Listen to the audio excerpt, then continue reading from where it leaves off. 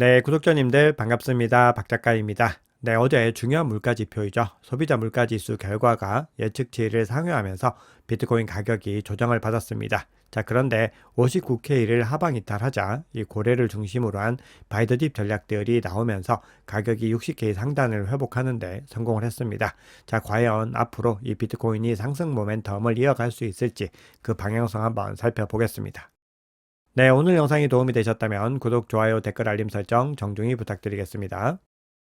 네, 그러면 어제 발표된 주요 거시경제 지표 한번 살펴보겠습니다. 네, 어제는 크게 두 가지의 지표가 발표되었다고 봐야 됩니다. 첫 번째는 물가 지표이고요. 다음으로는 고용 지표가 이제 발표가 되었는데, 물가 지표는 CPI 지표였고요. 그리고 고용 지표는 매주 발표되는 실업수당 청구 건수였는데, 이 두 개 지표가 모두 다 예측치를 상회하는 결과가 나왔습니다. 그래서 한번 보시면은 근원 소비자 물가 지수와 이 소비자 물가 지수가 모두 다 0.1%씩 예측치를 상회를 했습니다. 자, 이 얘기는 물가의 어떤 상승 공포가 다시 살아날 수 있다. 이런 두려움들이 시장에서 나오게 된 것이죠. 그런데 고용지표에서도 의외의 결과가 나왔습니다. 이렇게 물가 지수가 높아졌는데도 이 고용이 굉장히 침체되었다라고 하는 시그널이 나온 겁니다. 그래서 실업수당 청구 건수가 25만 8천 건으로 이전치와 예측치를 월등하게 상회하는 걸 볼 수 있습니다. 자, 그런데 여기에 대해서 시장에서는 지금 미국의 태풍의 영향과 더불어서 보잉의 파업이 있기 때문에 이 두 가지의 원인으로 인해서 이 실업수당 청구 건수가 왜곡이 되었다. 이렇게 평가를 했습니다. 그래서 어제는 결론적으로 물가가 다시 살아나고 있다. 이 부분에 더 중점을 찍으면서 시장이 그 공포로 하락을 한 겁니다. 그래서 보시면은 미 3대 지수도 모두 다 소폭 하락으로 마감을 했습니다. 네, 그래서 오늘 생산자 물가 지수를 통해서 이 물가의 추이를 조금 더 확인을 해야 됩니다. 네, 그리고 더불어서 미시간대에서 발표하는 기대 인플레이션과 소비자 지표가 발표가 되기 때문에 이 지표들까지도 오늘 같이 확인을 해야지 전체적인 어떤 물가의 어떤 흐름들, 그리고 소비의 흐름들을 확인할 수가 있겠습니다. 네, 그런데 현재 시점에서 가장 중요한 이슈는 대선이 될 것입니다. 11월 5일에 있을 대선을 기점으로 해서 비트코인 가격이 상승할 가능성이 있다라는 전망들과 그리고 이 대선 결과에 따라서 이 비트코인의 판세가 달라질 것이다라는 이런 전망들이 나오고 있는데 폴리마켓에서 지금 베팅하고 있는 이 흐름들을 살펴보면은 트럼프와 해리스의 격차가 무려 11%가 넘게 나게 트럼프가 우위인 것으로 나오고 있습니다. 자, 그런데 여기에 대해서는 특정한 폴리마켓 트레이더가 굉장히 많은 물량들에 지금 베팅을 하면서 결과를 왜곡하고 있는 그런 흐름들이 나오고 있습니다. 그래서 이보다는 설문조사 결과들이 조금 더 신빙성이 있다라는 평가들이 나오는데요. 해리스가 트럼프를 상대로 해서 3%포인트 우위를 점하고 있다라고 뉴욕타임스와 시에나대 조사에서도 지금 나오고 있습니다. 그래서 많은 설문조사 결과들이 해리스가 소폭 앞서는 것으로 나오고 있는데 최근에 격전지에서 이 트럼프가 해리스를 상대로 더 우위를 점하고 있는 모습들이 포착이 되고 있습니다. 지금 펜실베이니아와 미시간, 위스콘신 같은 이 러스트벨트에서 트럼프를 더 지지하는 목소리들이 커지고 있다라는 결과들이 또 나오고 있죠. 그런데 미국은 간접 선거이고 결국은 격전지에서 누가 이기는지가 중요하기 때문에 이 부분들을 계속해서 지켜보셔야 됩니다. 그래서 결론적으로 지금 대선의 국면은 안개속이다라고 볼 수가 있겠습니다. 그런데 결국 시장에서는 대선을 기점으로 한 이 유동성에 대한 기대감들이 있습니다. 그래서 지금 통화정책도 50bp로 인하를 하면서 지금 계속해서 이 시장에 유동성을 공급하려는 움직임들이 나오고 있고 CPI 결과가 나오고 난 이후에 보고서에서도 계속해서 금리 인하는 이어질 것이다라는 입장들이 있었습니다. 그리고 지금 보시면은 글로벌 유동성이 상승 추세에 있는 것을 확인할 수 있죠. 그래서 일본을 제외하고는 전반적으로 글로벌 중앙은행들이 통화 정책을 완화하고 있기 때문에 이런 부분들도 유동성 자산인 이 비트코인에 좋은 영향을 끼칠 가능성이 있다. 이런 관점들이 유지가 되고 있습니다. 네, 그러면 온체인 지표 통해서 시장의 상황 조금 더 깊이 있게 들여다보겠습니다. 네, 지금 비트코인 가격이 59K를 하회해서 새벽 동안에 58.9K까지 찍고 왔는데 그 시간 동안에 비트코인에 대한 감정 추세가 굉장히 많이 올라간 것을 볼 수 있습니다. 자, 이 얘기는 지금이 투자의 기회다라고 하는 감정들이 굉장히 많이 늘어났다는 것이고 결국은 트레이더들이 지금 이 구간들을 바이더드 기회로 보고 있다는 겁니다. 그래서 가격이 하락한 구간에서 다시 60K 상단으로 반등을 하는 데 성공했습니다.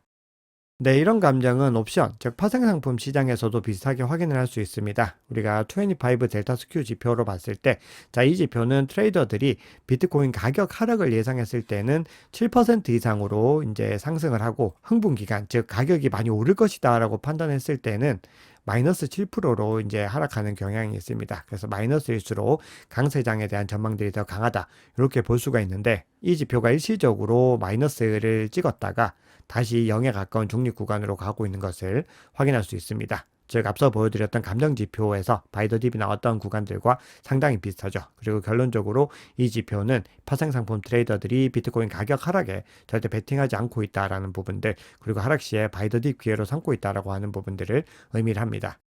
네, 그리고 가장 중요한 펀더멘탈 지표 중에 하나인 고래들의 축적도 계속해서 늘어나고 있습니다. 잔고에 1000개 이상의 비트코인을 보유한 이 고래들이 지난 6개월 동안에 계속해서 꾸준히 매집을 이어간 것들을 확인할 수 있습니다.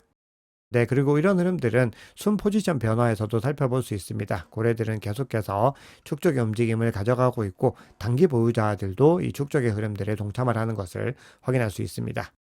네, 그런데 시장에서 강세장 시그널만 나오고 있는 것은 아닙니다. 우리가 앞서 글로벌 유동성이 증가하고 있는 흐름들을 말씀을 드렸는데 온체인 유동성은 오히려 악화되는 움직임들을 보이고 있습니다. 자, 보시면은 스테이블 코인의 시가총액이 이 구간부터는 다시 하락 추세로 전환을 해서 감소를 하고 있습니다. 이 얘기는 시장의 구매력과 수요가 감소했다라고 하는 시그널로 볼 수 있는 것이죠. 하지만 그럼에도 시장에서는 현 시점이 박스권에서 저점에 가깝고 강세장 전망은 여전히 유효하다라는 관점이 더 지배적입니다. 네, 마지막으로 어제 보여드렸던 지표들 중에서 코인베이스 프리미엄이 계속해서 크게 악화되는 국면들을 보였습니다. 즉 미국발 매도 추세들이 굉장히 많이 나왔다라는 의미로 볼 수가 있는데 여기에 대해서 미국의 정부가 또 매도를 한 것은 아닌가 이런 의구심을 가진 목소리들도 있었는데 미국 정부가 최근에 실크로드와 관련해서 이 소송에서 이 물량들을 매도할 수 있는 유리한 입지를 점했죠. 하지만 그럼에도 지금 주소를 살펴보면은 여전히 동일하게 6만 9천 개 이상의 비트코인이 보유되고 있는 것을 확인할 수 있습니다. 하지만 이 물량들은 장기적으로는 시장에 풀릴 가능성이 있기 때문에 이 부분들도 우리가 계속해서 주의를 해야 됩니다. 네, 그러면 시장의 중요한 이슈들을 한번 살펴보겠습니다. 법적으로, 즉 규제적으로 기관 투자자들이 디지털 자산에 투자하는 것들이 계속해서 허용될 가능성들이 커지고 있는데요. 태국 SEC가 기관 투자자들의 디지털 자산 투자를 허용하는 것을 검토하고 있다라는 디크립트 보도가 전해졌습니다. 이 제안은요, 기관 투자자들이 뮤추얼 및 사모펀드를 통해서 디지털 자산에 투자할 수 있도록 하는 것을 골자로 하고 있습니다. 더 중요한 소식이 전해졌는데요. 지금 확정된 것은 아니지만 금융위가 가상자산위원회에서 현물 ETF와 법인 계좌 허용을 논의하고 있다. 이렇게 공식적으로 밝혔습니다. 현재 금융위는 자본시장법상 기초자산에 없다는 이유로 비트코인을 비롯한 이 가상자산 ETF 거래를 금지하고 있습니다. 자, 그리고 자금 세탁 등을 우려로 해서 법인의 가상자산 계좌 개설을 금지하고 있는데 이 부분들이 허용되도록 이제 검토를 한다는 겁니다. 그래서 만약에 이게 허용이 됐을 때는 굉장히 많은 유동성들이 다시 시장으로 들어올 수 있는 가능성을 열게 됩니다. 자, 그리고 코인베이스 리서치에서 11월 미 대선이 암호화폐 시장에 낙관적인 영향을 줄 것이다. 이렇게 예상을 했습니다. 네, 비트코인 채택과 관련해서 추가적인 기사 두 가지 정도만 살펴보겠습니다. 네, 미국 최대 증권사죠. 찰스 슈왑에서 설문조사를 진행을 했는데 응답자의 45%가 내년에 채권이나 이 해외 주식보다도 오히려 이 비트코인을 비롯한 암호화폐 ETF에 투자하겠다라고 투표를 했습니다. 그래서 지금 이 암호화폐 ETF보다 앞서는 것은 미국 주식 ETF만 있는 것이죠. 그리고 MZ세대들은 62% 이상이 내년에 이 암호화폐 ETF에 투자하겠다. 주장을 하고 있습니다. 네, 글로벌 온라인 결제 기업입니다. 스트라이프가 미국 기업을 대상으로 암호화폐 결제 서비스를 다시 재개한다라고 밝혔습니다. 이에 따라서 판매자들은 이더리움과 솔라나, 폴리곤 네트워크를 통해서 USDC를 받을 수가 있습니다. 결국은 이 자산들의 어떤 사용성들이 늘어나는 것이기 때문에 가격 상승에도 긍정적인 영향을 줄 수 있을 것으로 보입니다. 네, 마지막 기사로 리플이 결국은 교차 항소를 진행하기로 했습니다. 그래서 SEC를 상대로 해서 교차 항소를 진행했기 때문에 이 흐름들이 또 어떻게 이어지게 될지를 지켜봐야 됩니다. 리플은 이 교차 항소를 결정을 하면서 SEC의 조금의 여지도 남겨주지 않기 위해서 이런 결정을 하게 됐고 결국 연방항소법원이 SEC의 무차별적인 암호화폐 탄압 행위에 대해서 종지부를 찍어줄 것을 기대하고 있다. 이렇게 주장하고 있습니다. 네, 그러면 기술적인 분석 한번 보겠습니다. CBD 지표부터 보겠습니다. 60K의 매수벽 그리고 65K의 매도벽이 형성되고 있다고 말씀을 드렸는데 이 60K 매수벽에서 다행히 잠시 하방이 탈했지만 다시 반등해서 60K 상단으로 올라가는 데 성공을 했습니다. 네, 고래들의 움직임 한번 보면은 그동안의 모든 고래들이 물량을 던져내는 움직임들을 보였는데 가격이 반등하는 구간에서 보시면은 이 갈색 고래와 보라색 고래가 움직이고 있는 것을 볼 수 있습니다. 결국은 이 두 개의 고래에 의한 움직임으로 다시 반등에 성공을 해서 60K를 회복을 했다라는 의미입니다. 그래서 이 두 고래가 얼마나 더 적극적으로 매수세를 이어갈지 이런 부분들을 지켜봐야 됩니다.